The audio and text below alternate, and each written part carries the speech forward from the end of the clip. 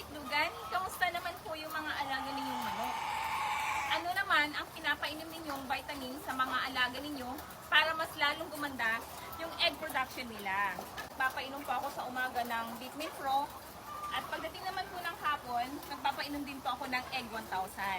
Ayan, so itong Egg 1000, meron pong 1 kilogram at meron din po siya shake.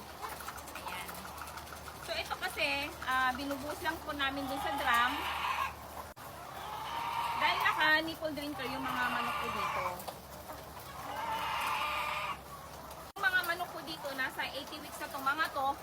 At 88% pa rin yung egg production nila. Kaya maganda po talaga gamitin itong Egg 1000, di ba? Dahil subok na namin ito at matagal na po namin ginagamit. Kaya kung gusto ninyong gumanda yung egg production ng mga alaga ninyo, gumamit po kayo ng Egg 1000. Ayan. Alam niyo ba, mga kaitlugan, maganda po ang presyo ng itlog ngayon. Kaya mas maganda kung alagaan po natin mabuti yung mga alaga po nating manok para mabigyan po tayo ng maraming itlog, di ba?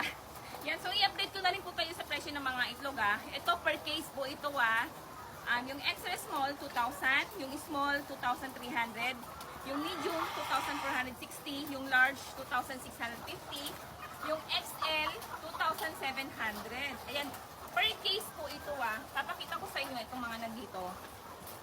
Ayan, so ito po yun per case. 12 na tray po itong mga to.